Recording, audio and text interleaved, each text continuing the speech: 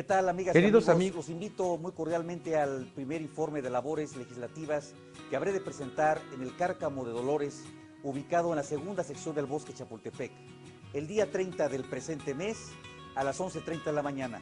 Los espero. Saludos cordiales.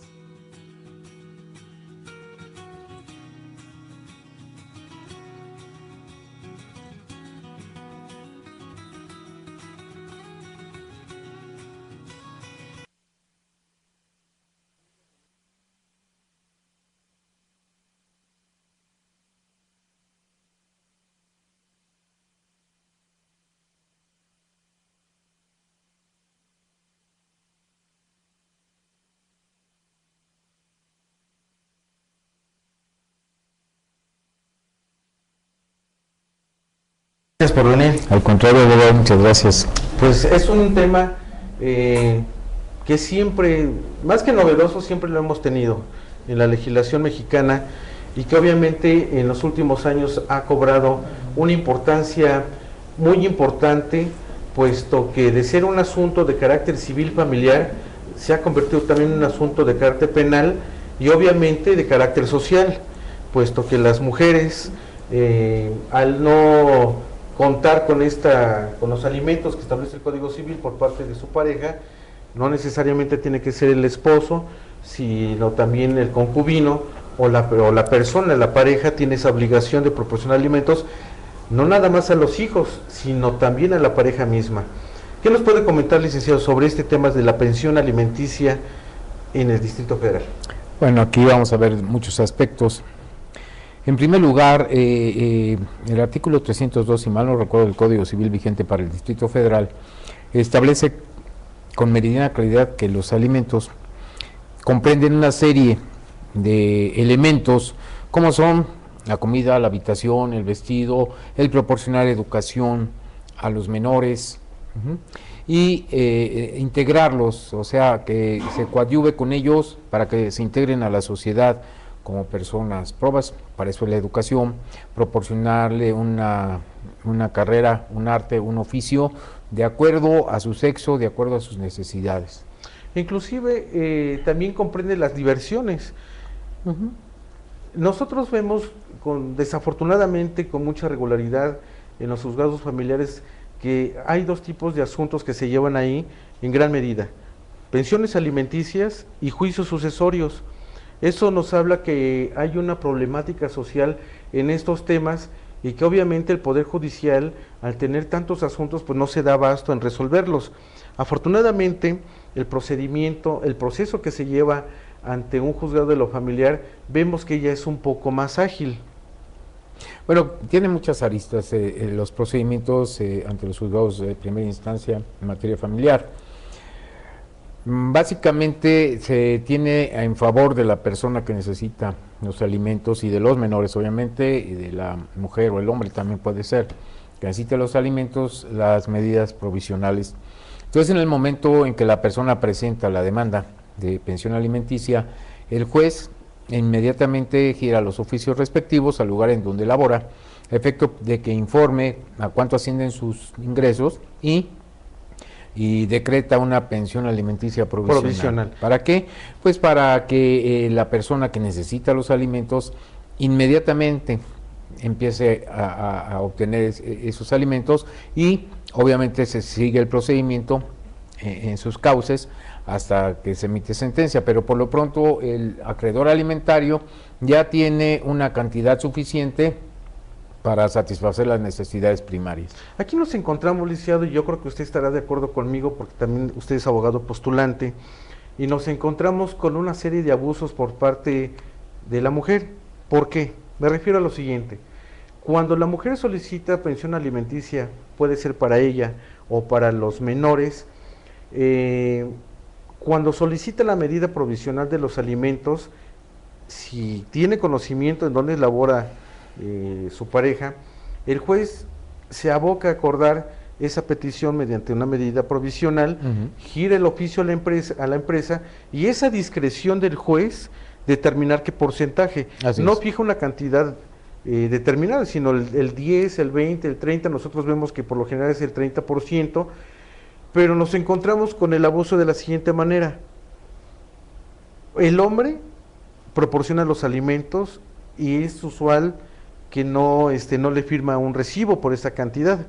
Y puede pasar X cantidad de años y cuando le llega el descuento vía nómina, pues el hombre dice, espérate, pues es que yo sí he cumplido con mi obligación. ¿Usted considera que el auto donde está determinando esa pensión provisional, inclusive antes de que se le notifique la demanda, es inconstitucional? Bueno, definitivamente el juicio de alimentos es de interés público y va tendiente a proteger a la familia, tendiente a proteger a los menores. Entonces, así como lo plantea, puede ser, pero también se abre el procedimiento para que el deudor alimentario acredite ante el juez pues que se ha proporcionado alimentos. Obviamente, ninguno al dar el dinero pues le das que firme un recibo. Así es. ¿Verdad? Pero también eso puede suceder. Pero yo también he llevado dentro de la práctica profesional muchas ocasiones, y porque no critique también a mi género, pero muchos hombres llegamos, prometemos, embarazamos y después nos olvidamos y quedan menores sin ninguna protección. Entonces yo creo que lo más importante es el interés mayor. Y el interés mayor obviamente es el de los menores, antes que el de la pareja, el de los menores. El interés superior del menor. Entonces yo creo que la medida provisional es muy acertada para que se proteja primeramente el interés del menor. Después, en su caso, de la mujer, si no trabaja, si no tiene bienes, si no tiene manera de subvenir sus necesidades alimentarias, pues también es muy justo que se le proporcione la pensión. Y considero que como medida precautoria, medida provisional, mejor dicho, está bien porque está protegiendo. No es inconstitucional desde mi punto muy personal de vista, porque se le da la oportunidad al demandado, al deudor alimentario, de defenderse en el procedimiento. Pero ha pasado que transcurre el tiempo y todavía no se le notifica la demanda al deudor alimentario y la señora sigue cobrando quincenalmente en la empresa y el señor, bueno, pues no todos tienen una economía, una solvencia como para recurrir a un abogado particular o inclusive ir con un defensor de oficio que tiene que ir muy temprano para que se le preste la atención. Pasarán 2-3 meses y mientras tanto el acreedor alimentario pues ya cobró esa cantidad y aquí se le estaría violando su derecho de audiencia. Entonces, si él todavía no contesta la demanda y siguen cobrando, pues entonces, ¿cómo va a responder el deudor a esa demanda instaurada en su contra? Por eso es que le comentaba esta situación. Y no es algo raro, desafortunadamente es algo que vemos todos los días en tribunales y nos percatamos de esa situación. ¿Usted consideraría que se obligue a la autoridad, en este caso el juez, para que de inmediato se le proceda a notificarle y no pase el tiempo? Porque aparte se está dilatando el procedimiento. Bueno, aquí hay una situación y ahí permítame diferir con usted, ahí no puedo estar de acuerdo. No hay que confundir la medida precautoria, la medida provisional, la medida que va a asegurar el interés mayor de los menores con el debido proceso. ¿Por qué? Porque si yo soy una persona que soy deudor alimentario y llega mi descuento en mi nómina, sí, inmediatamente voy a recursos humanos, veo de a qué se debe y me van a decir, bueno, tienes una pensión alimenticia porque me voy a este oficio. Y en lugar de dejar que pasen los 2-3 meses a que se menciona usted, me voy al juzgado y me notifico y ahí abro inmediatamente la posibilidad de defenderme. En una medida provisional de este tipo, ¿se podría dar intervención al Ministerio Público del delito de no proporcionar alimentos? Bueno, tratándose de un asunto de índole familiar, obviamente tiene la intervención el Ministerio Público, le tiene que dar el Ministerio Público adscrito al juzgado. Ahora bien, si yo dentro de mi escrito que voy a presentar, digo, y desde este momento de ese vista al ser agente del Ministerio Público a efecto de que en ejercicio de la acción penal investigue e integre una verificación previa por el delito que podría ocasionarse, podría ser, o si puedo ir por la vía civil concomitantemente con la vía penal y presentar una denuncia por el abandono que hubo de un menor. Pero si ya está conociendo un juez. Pero son acciones diferentes. Sí, pero ya está conociendo un juez, o sea, vía jurisdiccional y el Ministerio Público es administrativo. Aquí lo que quiero llegar a lo siguiente: si ya se le está entablando un juicio de alimentos en contra del deudor, que de alguna manera se le va a dar la oportunidad al deudor alimentario de acreditar que él sí está dando la pensión, luego entonces, ¿por qué darle intervención al Ministerio Público si ya se está viendo el asunto en vía y forma? Entonces, aquí vuelvo a insistir, se está llevando el asunto a un extremo, porque en materia penal es privar de la libertad a la persona por la comisión de un delito. Un delito de abandono. Entonces, de menor. Si una persona, un deudor alimentario, dice, espérate, yo sí he dado los alimentos, es más, tengo la manera de acreditarlo, ¿por qué irse a un asunto de carácter penal cuando ya lo está conociendo un juez? Obviamente el juez tiene mucho mayor jerarquía. Bueno, hay que recordar que el Ministerio Público tiene su carácter de representante social. Entonces, si tratándose de un asunto por el cual se está protegiendo al menor, yo no le veo el motivo, ¿por qué no? Ahora, si el Ministerio Público no va a sancionar, el Ministerio Público va a integrar una averiguación previa, tendrá que integrar el cuerpo del delito, la presunta responsabilidad, ver si existen o no los elementos para hacer el pliego de consignación y consignar a un juez penal. Y en ese aspecto de averiguación previa tiene todo la posibilidad de defenderse. Y si, como usted dice, el señor tiene cómo acreditar que sí da alimentos. Pero si es provisional. No estamos hablando de una sentencia donde entre lo que debe determinarse una sentencia es la pensión alimenticia de carácter definitivo. Aquí es provisional. Luego entonces, ¿por qué iniciarse? Le digo porque son asuntos que se ven todos los días. Que lo estamos llevando y pues bueno, yo creo que es un abuso que se le está haciendo a la parte deudora, independientemente que pueda acreditarlo o no, puesto que ya lo está llevando ante una autoridad de carácter jurisdiccional. Aquí podría caber un amparo indirecto, bueno, para protegerse el deudor cuando de manera dolosa o de manera caprichosa por parte de la otra parte así lo hiciere. Bueno, aquí hay una situación muy importante. Usted está hablando de una persona cumplida, seguramente no debe ser mexicano, es una persona cumplida que le da a la manutención del hijo y quizá hasta de la pareja, y que aún así ella, en forma por demás dolosa, va y presenta demanda para tener la pensión alimenticia provisional, y aparte presenta una denuncia de hechos para que esta persona cumplida y todo eso se le constriña inclusive a perder la libertad. Pero a mí me ha tocado dentro de la práctica profesional, que no son de tan pocos años, que hay personas que ejercen su trabajo por su cuenta. Sí, no hay manera como le descuenten un peso. Sí, se presenta la medida provisional y no sirve de nada porque la persona, con todo respeto a mis amigos, tengo muchos amigos taxistas, maneja un taxi, hablo de un asunto que me tocó. Entonces, ¿cómo le van a comprobar el ingreso? 1, 2, ¿a quién le van a girar el oficio? Para que le descuenten.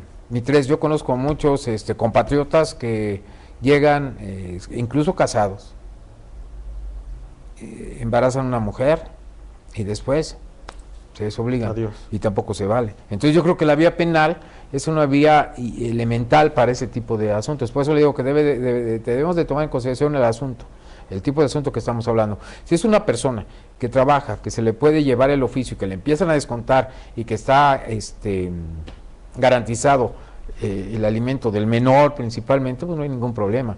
Pero tratándose de este tipo de personas que no se les puede localizar, que no se les puede girar oficios porque no tienen un trabajo fijo, entonces ¿cómo le va a garantizar la pensión?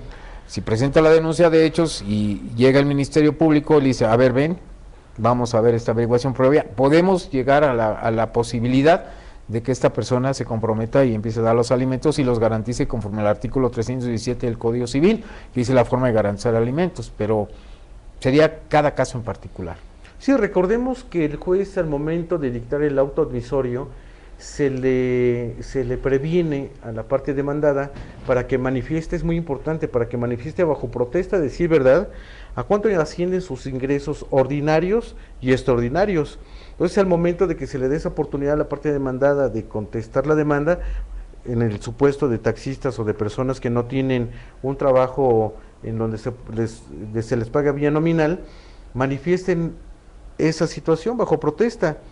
Pero yo creo que se ha llegado a los extremos. Ya el hecho de que el legislador en el Distrito Federal haya establecido una sanción de carácter penal, yo creo que es porque también se ha visto que en la sociedad mexicana, no nada más en el Distrito Federal, me refiero en toda la República Mexicana, y no creo que nada más en nuestro país sea de este tipo de situaciones, sino en todo el mundo, una irresponsabilidad por parte del hombre. Pero también tengamos en cuenta, licenciado, de que la situación en nuestro país, en el Distrito Federal, las fuentes de trabajo son muy pocas, y las que hay están muy mal remuneradas, y pues bueno, pues simplemente pues un obrero, una persona, un empleado, cuánto tiene que percibir para pagar propiamente los alimentos, que es la comida, la educación de los hijos, la manutención, todo lo que conlleva, pagar la renta,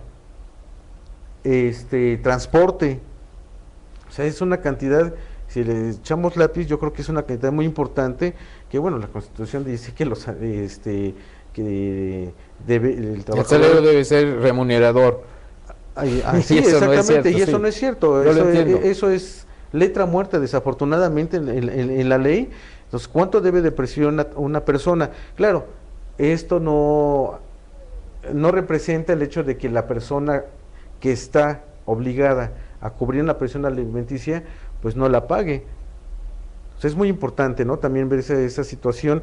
Pero volvamos al tema, lo vemos todos los días y vemos, considero, porque lo he visto en tribunales, un abuso por parte del otro género, que yo creo que sería bueno pues concientizar a las damas, a las señoras, de que yo creo que llegando a pláticas conciliatorias antes de interponer una demanda, pues sería lo más prudente, ¿no? Yo voy a darle una respuesta metajurídica y vuelvo a mi querido país. Usted atinadamente dice que el salario no es remunerador, que la fuente del empleo está muy pobre, que no existe una verdadera, un estatus que tenga la persona. Vamos a hablar del 60%, el 70% de la población. Estoy de acuerdo. Pero ¿por qué antes de tomar una responsabilidad como es la procreación, por qué no piensa en toda la situación económica? Porque es muy fácil. Llevan a cabo el noviazgo, la relación y todo, y ya cuando ven las consecuencias de sus actos, entonces dicen que no. Entonces yo creo que la ley es buena y que las medidas provisionales son buenas, que no se toca la Constitución, que no se va en contra de la Constitución, y que sí deberíamos de educar más a nosotros como género masculino, de que si vamos a tomar una decisión de tener un niño, pues seamos responsables. Es que no puede ser. Yo he tenido asuntos de hombres casados que llegan y engañan a mujeres menores de edad, y aún así no quieren dar la pensión alimenticia, siendo casados. Usted acaba de tocar una palabra muy importante, que es educación. Eso. Si educamos a la población, sobre todo a los jóvenes, desafortunadamente ellos lo que ven, lo que aprenden en casa son conductas aprendidas, y eso pues va repercutiendo. Tenemos un atavismo de esta naturaleza que hace que los hombres, al pasar el tiempo, tengan este tipo de conductas, y se ha llegado al extremo. Y ese extremo obviamente también tiene un costo, porque no nada más es el costo entre ellos, de pagar un abogado, de todo la maquinaria que se tiene que echar a andar, lo que tiene, el recurso económico que tienen que erogar, sino que también el costo jurisdiccional, todo lo que le cuesta al Estado en papel, en salarios, de jueces, de magistrados, de secretarios de acuerdos, de actuarios. Porque también tiene un costo el hecho de interponer un juicio. Claro. También tiene un costo el de interponer el recurso de apelación. También tiene un costo el interponer un juicio de amparo.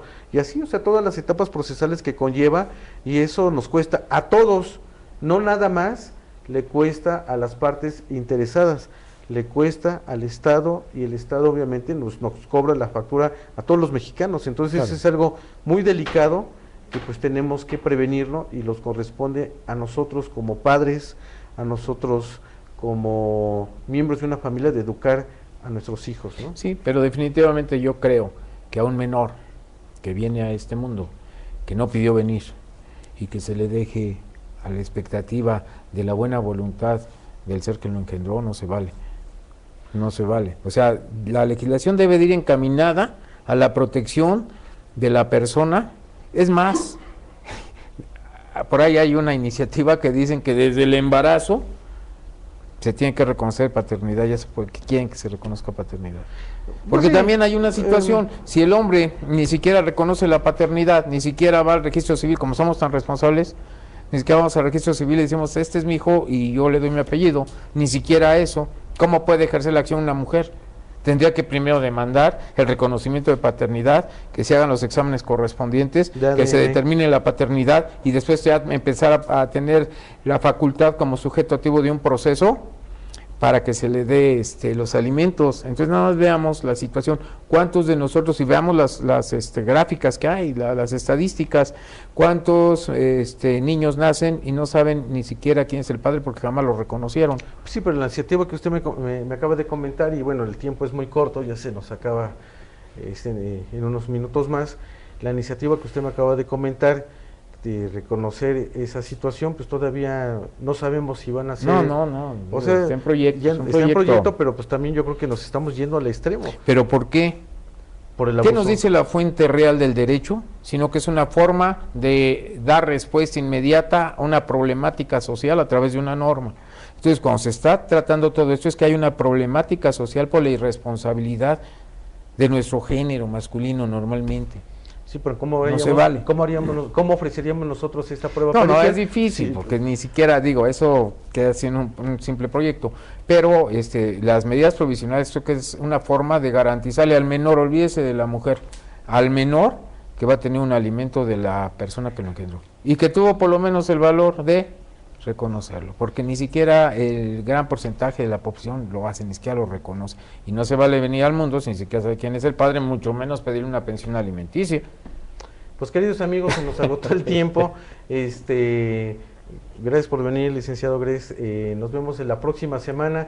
Quedó pendiente, porque fue muy rápido, el aspecto penal, muy interesante también, pero pues bueno, vivimos en los extremos jurídicos, pues por los incumplimientos que acabamos de platicar. Queridos amigos, nos vemos el próximo viernes en otro programa de Pregúntale a tu abogado. Muy buenas noches. ¿Qué tal, amigas y amigos? Los invito muy cordialmente al primer informe de labores legislativas que habré de presentar en el Cárcamo de Dolores, ubicado en la segunda sección del Bosque Chapultepec, el día 30 del presente mes a las 11:30 de la mañana. Los espero. Saludos cordiales.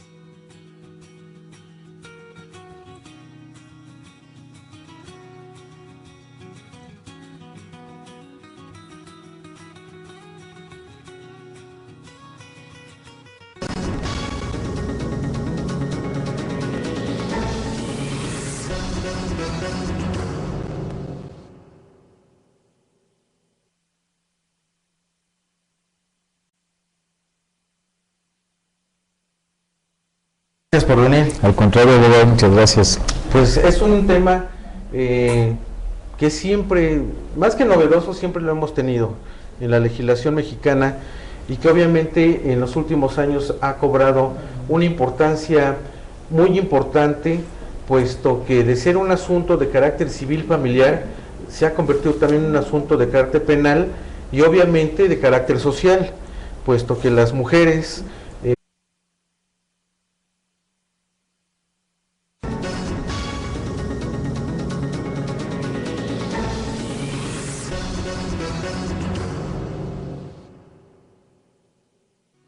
¿Qué tal, amigas Queridos y amigos? amigos, Los invito muy cordialmente al primer informe de labores legislativas que habré de presentar en el Cárcamo de Dolores, ubicado en la segunda sección del Bosque Chapultepec, el día 30 del presente mes a las 11:30 de la mañana. Los espero. Saludos cordiales. al no contar con con los alimentos que establece el Código Civil por parte de su pareja. No necesariamente tiene que ser el esposo, sino también el concubino o la persona, la pareja, tiene esa obligación de proporcionar alimentos, no nada más a los hijos, sino también a la pareja misma. ¿Qué nos puede comentar, licenciado, sobre este tema de la pensión alimenticia en el Distrito Federal? Bueno, aquí vamos a ver muchos aspectos. En primer lugar, el artículo 302 y más.